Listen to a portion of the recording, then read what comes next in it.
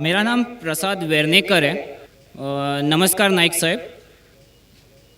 मेरा सवाल यह है कि कौन सा धर्म, किताब या जाति ये इजाज़त देती है कि मासूम जानवरों का कत्ल किया जाए, I mean to fulfil his hunger और taste. Like in case of Muslim, you celebrate Bakri Eid, which favors killing of goats, I mean, as a means of festival. I mean, hearing to your comments on Islamism and other religions, what I understand is your religion favors this festival in a more spirited manner, because Hinduism doesn't do so. They don't believe in killing goats, but accept that there are non-vegetarians who prefer eating chicken and goat and others. But does Islam favor this thing? भाई साहब का बहुत अच्छा सवाल है। भाई साहब ने पूछा है पहले कि कौन सा मज़हब है जो मासूम जानवरों को कत्ल करने की इजाज़त देता है। फिर उसने कहा कि इस्लाम में आप जानवर का कत्ल करते हैं, आप नॉनवेज खाते हैं, हिंदू धर्म में इसकी मुमानियत है। आपका सवाल है कौन सा मज़हब। पहले मैं इस्लाम का जिक्र करूँगा, बाद में इंशाअल्लाह दिगर मज़हब का भी जिक्र करूँगा।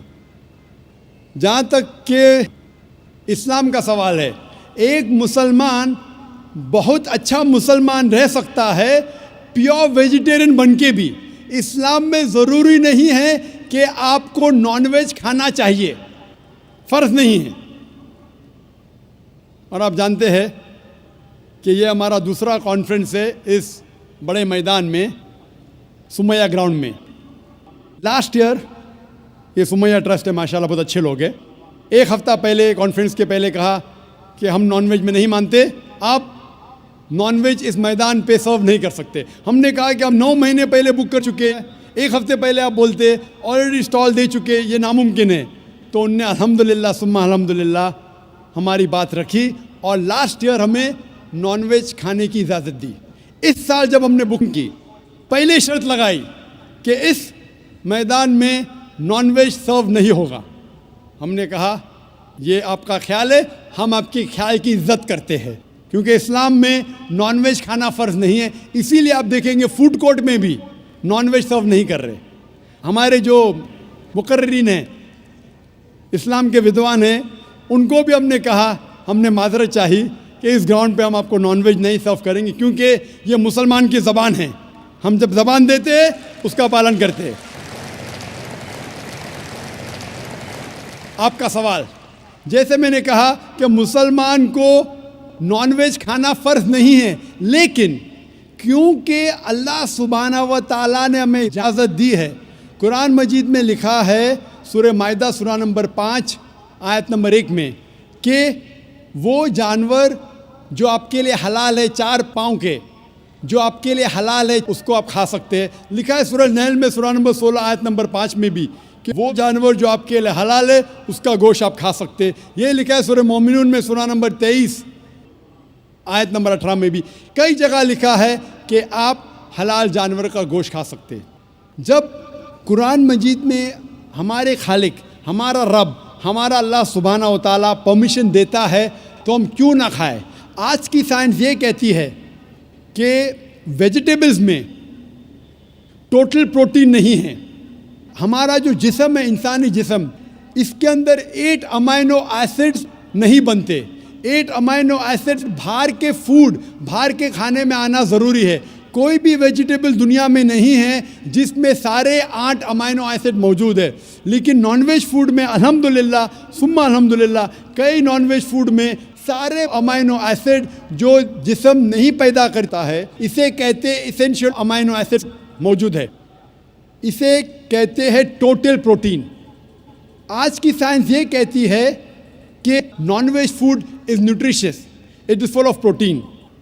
और हम जब तहकीक करते हैं तो हमें पता चलता है कि जब हम हर्बीवोरस एनिमल को देखते हैं, गाय, भेड़, बकरी, ये सिर्फ वेजिटेबल्स खाते हैं, सिर्फ घास फूस खाते हैं। जब इनकी दांत को हम देखते हैं, इनके दांत दे आर फ्लैट टीथ, इनके चपटे दांत है, ये सिर्फ भाजी खा सकते, गोश्त खा ही नहीं सकते। जब हम मांसाहारी जानवर को देखते हैं, शेर बब्बर, चीता, हम देखते इनके दांत को जब देखते इनके दांत नोकीले हैं, कैनाइन टीथ, ये सिर्फ गोश्त खा सकते, भाजी पाला नहीं खा सकते। लेकिन जब हम इंसान के दांत, आप अगर जाएंगे मिरर में देखेंगे, आईने में अपने दांत, मैं देखूंगा अपने दांत, तो पता लगता है कि खुदा ने हमें चपटे दांत दिए, फ्लैट टीथ, उसके साथ साथ नोकीले दांत दिए, herbivores teeth and carnivorous teeth.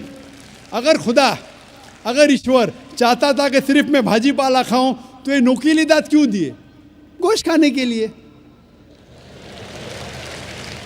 आज की साइंस कहती है डाइजेस्टिव सिस्टम जो है, जो शाकाहारी जानवर के डाइजेस्टिव सिस्टम है, वो सिर्फ वेजिटेबल्स डाइजेस्ट कर सकते हैं, भाजी पाला, गोश्त को डाइजेस्ट नहीं कर सकते। लेकिन जो कार्निवोरस एनिमल्स है, कार्निवोरस जानवर है, लायन, टाइगर, लेपर्ड, वो सिर्फ गोश्त को डाइजेस्ट कर सकते, भाजी पाला डाइजेस्ट नहीं कर सकते। इंसान का डाइजेस्टिव सिस्टम है, इसमें स्मॉल इंटेस्टाइन है, इसमें लार्ज इंटेस्टाइन है, ये भाजी पाला भी डाइजेस्ट कर सकती है, गोश्त भी डाइजेस्ट कर सकती है। अगर खुदा चाहते थे कि सिर्फ हम भाजी पाला खाए, तो नॉनवेज फ्लैश डाइजेस्ट करने का डाइजेस्टिव सिस्टम क्यों दिया? क्योंकि हम फ्लैश खा सके, गोश्त खा सके। बहुत से गैर मुसलमानों को ये गलत फहमी है कि उनके मज़हब में गोश्त खाना हराम है, और कई हिंदू समझते हैं कि उनके मज़हब में लिखा है कि गोश्त खाना हराम है। और आपने कहा कि हमारे धर्म में गोश्त खाना हराम है। भाई साहब, आपको आपके धर्म का इल्म कम है, इसीलिए मैं कहता हूँ कि हिंदुइज़्म जानने के लिए हिंदू की तरफ मत देखिए, हिंदू ग्रंथ का मुताला कीजिए। जब आप हिंदू ग्रंथ का मुताला करते हैं, लिखा है मनुस्मृति में चैप्टर नंबर 5 श्लोक नंबर 30 में, उसमें लिखा है कि ईश्वर ने कुछ जानवर बनाए खाने के लिए और कुछ जानवर को खा जाने के लिए। God has created some animals to eat and some to be eaten. अगर आप उस जानवर को खाते हैं, जिन जानवर को खुदा ने बनाया है खा जाने के लिए, तो आप गुनाह नहीं कर रहे। If you are eating the animals who God has created to be eaten, you are not doing a sin. आगे जब पढ़ते लिखा है मनुस्मृति में चैप्टर नंबर 5 में, अध्याय नंबर 5 में, मंत्र नंबर 40 में, कि खुदा ने कुछ जानवर बनाए हैं कुर्बानी के लिए। अगर आप कुर्बानी में जानवर का कत्ल करते हैं तो आप गुनाह नहीं करते। आगे लिखा है मनुस्मृति में चैप्टर नंबर 5 मंत्र नंबर 41 में कि जानवर का कत्ल करना, जो जानवर खाने के लिए बनाए गए हैं, वो गुनाह नहीं है। इसी तरीके से कई जगह वेद में लिखा है कि ऋषि गोश्त खाते थे, जानवर को खाते थे। वक्त नहीं है डिटेल में बात करने का, लेकिन अगर आप महाभारत पढ़ेंगे अनुशासन पर्व चैप्टर नंबर 88, इसके अंदर युधिष्ठिर जो पांडव का एक भाई था, वो पूछता है भीष्म से कि हम यज्ञ में, पूजा में क्या खाना दे भगवान को, ईश्वर को, ताकि हमारे पुरखों को संतुष्ट मिले। तो भीष्म कहता है युधिष्ठिर से कि आप यज्ञ में अगर भाजी पाला देंगे तो हमारे बाप दादा 1 महीने के लिए खुश रहेंगे। अगर आप मच्छी देंगे 2 महीने के लिए, अगर आप खरगोश देंगे 3 महीने के लिए, अगर गोश्त देंगे तो 4 महीने के लिए, अगर आप बेकन देंगे तो 5 महीने के लिए, अगर परिंदे का गोश्त देंगे तो 6 महीने के लिए, अगर हिरन का गोश्त देंगे तो 7 महीने के लिए। पूरा मेन्यू है, माशाल्लाह बड़ा मेन्यू है। उसके आगे लिखा है अगर आप गाय देंगे तो पूरे 1 साल के लिए हमारे बाप दादा संतुष्ट रहेंगे, और अगर गेंडा राइनोसरस देंगे तो 20 साल के लिए हमारे बाप दादा खुश रहेंगे। पूरा मेन्यू है। क्या चाहते हैं बोलो? मच्छी, खरगोश, क्या चाहते हैं बोलो? ये आपके ग्रंथ में लिखा है, मेरे ग्रंथ में नहीं। हमारे ग्रंथ में सब चीज़ खाने की इजाज़त नहीं, सिर्फ वो चीज़ जो हमारे लिए हलाल है। इसी तरीके से बाइबल में भी लिखा है आप गोश्त खा सकते। अक्सर धर्म की किताबों में लिखा है कि आप गोश्त खा सकते हैं। आप मेरा अगर एक डिबेट देखेंगे जिसका मौजू था, is eating non vegetarian food permitted और prohibited for a human being, क्या इंसान के लिए गोश्त खाना हलाल है या हराम है। और मैंने डिबेट किया था एक जैन के साथ जिसका नाम था रश्मिबाई झवेरी। वो इंडियन वेजिटेरियन कांग्रेस का सदर था, प्रेसिडेंट था। वो दुनिया भर घूमता है बताने के लिए कि नॉनवेज हराम है, और उसने मुझे चैलेंज किया।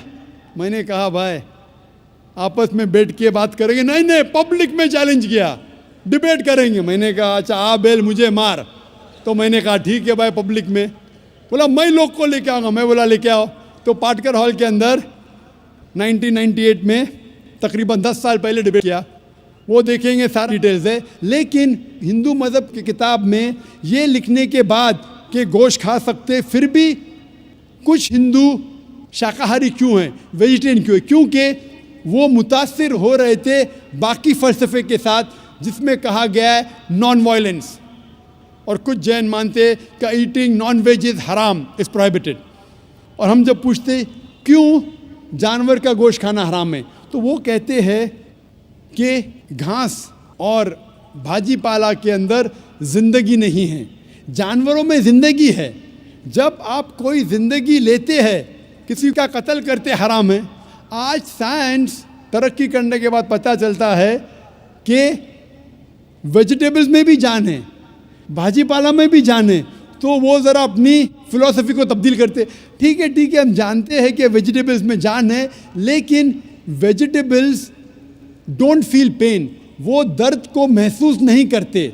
जानवर दर्द को महसूस करते, इसीलिए वेजिटेबल्स खाना गुनाह नहीं है, जानवर को खाना गुनाह है। अभी साइंस तरक्की करने के बाद हमें पता लगता है कि वेजिटेबल्स को भी दर्द होता है, लेकिन ये दर्द इंसान को सुनाई नहीं देता। वेजिटेबल्स भी अफसोस करते हैं, वेजिटेबल्स भी रोते हैं, लेकिन हमें सुनाई नहीं देता। तो अभी उनका फ़लसफ़ा बदल गया। वो कहते हैं अच्छा ठीक है, मानते हैं कि वेजिटेबल्स में जान है, वेजिटेबल्स को दर्द महसूस होता है, लेकिन वेजिटेबल के पास तकरीबन 3 सेंसेस है, जानवर के पास 5 सेंसेस है। इसीलिए जानवरों की जान लेना बड़ा गुनाह है बनिस्बत वेजिटेबल्स की। मैं कहता हूँ सिर्फ डिबेट के तौर पे, argument, for sake of argument, मैं आपकी बात मानता हूँ। क्या वेजिटेबल्स के 3 सेंसेस है और जानवर के 5 सेंसेस है। मैं उस शख्स से सवाल करता हूँ कि मान लो आपका छोटा भाई गूंगा और बहरा पैदा होता है, वो सुन नहीं सकता है, बोल नहीं सकता। जब वो बड़ा होता है तो एक इंसान आपके छोटे भाई का कत्ल करता है, क्या आप जाके जज से कहेंगे मी लॉर्ड इस कातिल को कम सज़ा दो क्योंकि मेरे भाई के पास 2 सेंसेस कम थे, वो सुन भी नहीं सकता था और बोल भी नहीं सकता था?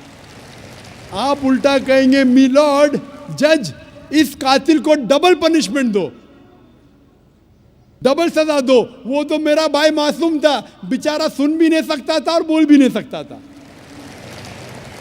इस्लाम में 2 सेंसेस कम या ज़्यादा के वजह से कोई खाना हराम या हलाल नहीं होता है। जो चीज़ आपके लिए तैयब है वो आप खा सकते हैं।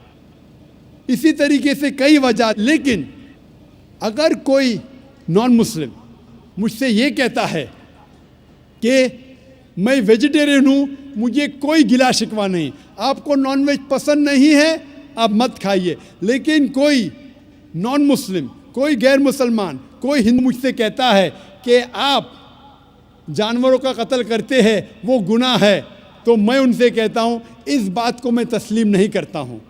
आप अगर गोश्त नहीं खाना चाहते हैं, मैं आपसे खुश हूँ। अगर हिंदुस्तान में सब गैर मुस्लिम गोश्त खाने लगेंगे तो गोश्त का भाव बढ़ जाएगा। तो मुझे कोई गिला शिकवा नहीं अगर गैर मुस्लिम गोश्त नहीं खाते, लेकिन अगर मुझसे कहते हैं कि गोश्त खाना गुनाह है तो मैं ये जवाब देता हूँ। अभी आपको संतुष्ट हो चुका होगा कि साइंस के मुताबिक, आपके मज़हब की किताब के मुताबिक, कुरान के मुताबिक गोश्त खाने की इजाज़त है सारे इंसान को। Hope the answer the question.